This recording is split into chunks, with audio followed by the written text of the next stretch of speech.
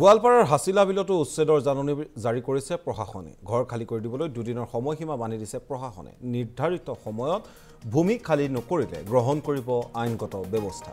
জাননী পোৱাৰ লগে লগে অঞ্চলটোত তীব্ৰ উত্তেজনাৰ সৃষ্টি হৈছে আৰু জাননী পাই উদ্বিগ্ন হৈ পৰিছে বহু পৰিয়াল।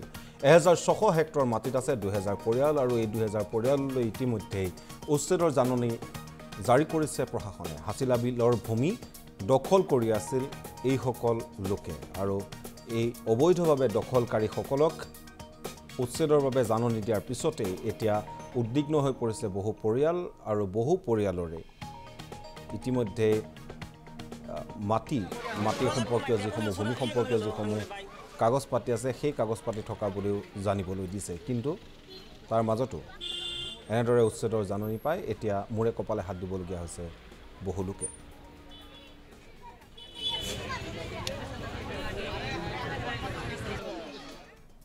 আমাৰ হাইছিলাবিল ৰাজহুয়া গাঁৱত চৰকাৰে ইতিমধ্যে চৰকাৰৰ ফালৰ পৰা আমাক মাত্ৰ দুদিন সময় সীমা দিয়া হৈছে।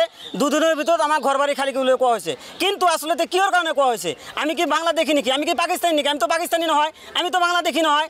এইবেলি আমি চৰকাৰৰ পক্ষত এইবাৰ পঞ্চায়ত নিৰ্বাচনত আমি চৰকাৰৰ পক্ষত আমাৰ হাইছিলাবিল ৰাজহুৱা গাঁৱৰ পৰা 80% ভোট আমি এজিবি দলত দিছোঁ। আব্দুৰ ৰহিম জিবৰান ডাঙৰীয়াক দিছোঁ যাতে আমাৰ এই দুখীয়া মানুহখিনি আমাৰ এই নদী ভাঙা মানুহখিনি আমি বাগবৰ সৰোবৰ অহা নাই। আমি এই বলতমাৰী সৰোবৰৰ মানুহ আহিছে। ইয়াতে 1947 চনৰ পৰা বসবাস কৰি আছোঁ আমি। আমাৰ ইয়াতে হাইছিলাবিলত 1966 কাগজ আছে। মোৰ জন্ম মোৰ 32 ইয়াৰ্ছ মোৰ 32 বছৰ মোৰ বয়স। মোৰ ইয়াতে জন্ম হৈছে। মোৰ দেউতা ক'ব গ'লে ইয়াতে জন্ম হৈছে। গতিকে আমি কি বাহিৰৰ পৰা আহিছোঁ নেকি? মোৰ চৰকাৰৰ ওচৰত এটাই আবেদন আমাৰ, আমি যিহেতু চৰকাৰৰ পক্ষত এবাৰ ভোট প্ৰদান কৰিছোঁ, আমি যিহেতু এবাৰ আব্দুৰ ৰহিম জিবৰান ডাঙৰীয়াক তেওঁৰ মুখৰ ফালে চাই তেওঁ যাতে আমাৰ মানুহখিনিক যাতে এটা পুনৰ সংস্থাপনৰ ব্যৱস্থা কৰি দিয়ে তাৰ হিচাপত আমি তেওঁক ভোট প্ৰদান কৰিছোঁ। মই অনুৰোধ জনাইছোঁ আপোনালোকৰ জৰিয়তে অসম চৰকাৰক, গোৱালপাৰা ডিচি মহোদয়ক, আমাৰ এই মানুহখিনি যিহেতু নদী ভাঙা মানুহ, আমাৰ ইয়াতে বসবাস কৰা মানুহ 80% দুখীয়া মানুহ, গতিকে এই মানুহখিনিক পুনৰ ব্যৱস্থা কৰি দি উচ্ছেদ কৰক। আমাৰ কোনো ক'ব লগা নাই। আমি হাই কাজিয়াত নাযাওঁ, আমি প্ৰতিবাদ কৰিবলৈ নাযাওঁ। কিন্তু আমাৰ এটাই আবেদন, আমি যিহেতু এবাৰ চৰকাৰৰ পক্ষত আছোঁ, চৰকাৰ আমাৰ ফালে চাব লাগিব আৰু আব্দুৰ ৰহিম জিবৰানে আমাক হেল্প কৰিব লাগিব, আমাক সহায় কৰিব লাগিব।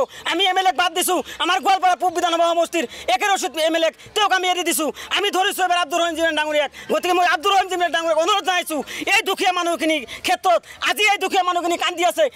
ইতিমধ্যে আপোনালোকে দেখা পাল এজন মানুহ বেহুচ হৈ পৰি গৈ আছে, কিমান মানুহ এটা হুলস্থুল হৈ আছে। গতিকে মই অনুৰোধ জনাইছোঁ আব্দুৰ ৰহিম ডাঙৰীয়াক আপুনি চৰকাৰৰ লগত আলোচনা কৰি আমাৰ এটা পুনৰ্বিধি ব্যৱস্থা কৰি দি মাটিখিনি উচ্ছেদ কৰক। আমাৰ কোনো ক'ব লগা নাই। চৰকাৰে মাটি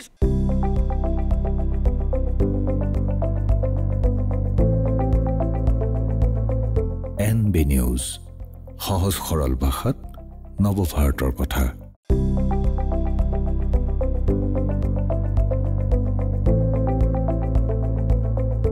NB নিউজ, সহজ সৰল ভাষাত নৱভাৰতৰ কথা।